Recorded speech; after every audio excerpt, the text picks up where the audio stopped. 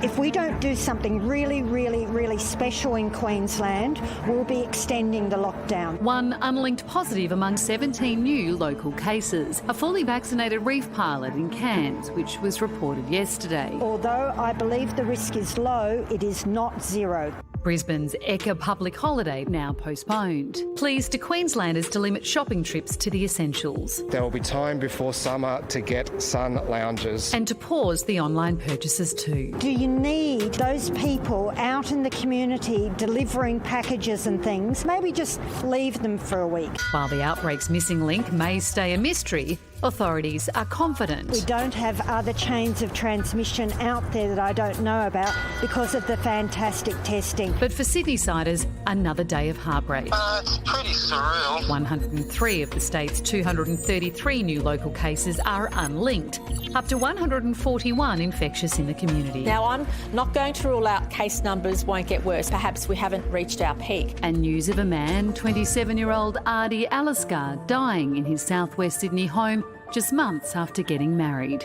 Now the youngest fatality in New South Wales since the pandemic began. Unfortunately, the gentleman wasn't vaccinated, hadn't had any dose of the vaccine, and as we understand it, the death happened quite suddenly. With young people increasingly at risk, there's no guarantee all Year 12 students will return to school on August 16 as planned. Greater Sydney divided. It's likely that we won't have a uniform policy, but one which reflects what's happening in their communities. Frustration mounting. Why aren't some of these businesses shut? Why is Bunnings open? It's not open in Queensland. Next question.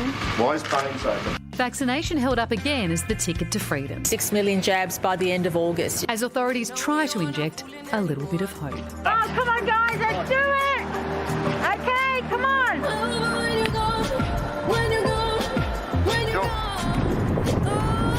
on, let's move ahead! We will turn the corner. It's a question of when. If we get those vaccination rates up and if we get the case numbers down, and that's what we are looking forward to. Bringing a small bit of joy there. Dr Norman Swan, host of ABC's Coronacast, joins us now. Norman, as the New South Wales Premier keeps saying, the numbers aren't exploding, but they are persistently stubborn. What do you read into the numbers? Well, the numbers are going, they're accumulating slowly. We're not being able to turn the corner.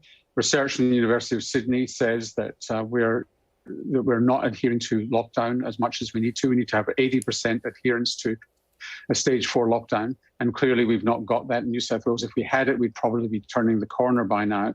And they're rolling the dice on vaccination. And also contact tracers are losing control of it. When I say losing control, they haven't got it under control. If you look at the exposure sites as they release them, they're exposure sites from quite a few days ago. They're clearly not keeping up. That's not the fault of the contact tracers. They're doing a fantastic job because their fingers are in the dike holding back the flood. And if we didn't have them, it would be a disaster. But they're not doing the job that they need to do, which is really getting onto it within a day or two. And it's because the numbers are too high for them. Single cases have popped up today, WA and Victoria, which was enjoying Donut Day for a few hours there. What do you make of those? Are they a concern? Yeah, this virus can pop up anywhere. I mean, the Queensland problem is that they've had hotel quarantine leaks, and sometimes you just don't know where these are popping up from. This virus is just finding every chink and crack and working its way through it. And it's got everybody worried and to some extent scared. Can we talk about that really tragic death of a 27-year-old in Sydney? There was a 30-something-year-old who died a couple of weeks ago. I just keep in my mind hearing those comments from Jeanette Young in Queensland that she didn't want young people to go out and get vaccinated with AstraZeneca because they might die from that when they wouldn't die from COVID. Are we just misjudging the danger that this actually presents to young people? Yes, we are. And this virus is almost certainly more virulent. In other words, more likely to cause disease. It's spreading into younger people. There are younger people in intensive care and on ventilators in New South Wales, and it's a dangerous virus for young people. And even the previous virus was, it wasn't that benign in younger people. You had lots of younger people dying in America and the UK and so on. This is what happens, and you've got to balance it up. A 1 in 30,000 risk of a clotting syndrome with Astra, a 1 in 50 chance of ending up in ICU if you've actually got infected. These are the variables. And much as I know Jeanette Young very well, and I've got huge respect for her, I'm just not sure she's on the mark with this one, because young people do need to get, vaccinated, even if it means, if they're not going to get Astra, diverting Pfizer into the community early. And the Commonwealth has recognised this, and they're prioritising that group. They need to be immunised. Well, Norman, Sydney's hardest hit areas, the southwestern and western Sydney, have some of the lowest vaccination rates in the state. How do we get them vaccinated? It is important to be vaccinated, because vaccination, to be fair to the Premier, vaccination could actually bend the curve here if you did it quickly enough, in large enough numbers. That requires community involvement, community leadership. It requires local GPs.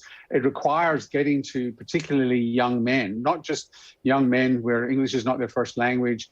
Young men everywhere think they're bulletproof. It's well recognised, and convince them that there's no bravado here. You've just got to get onto it.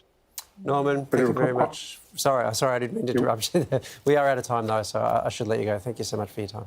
OK, pleasure. With so much content online, it's sometimes hard to keep up with it all. And let's face it, who has the time? The Project YouTube has you covered with the stories that matter. Hit subscribe for a daily list of the news that you need to know.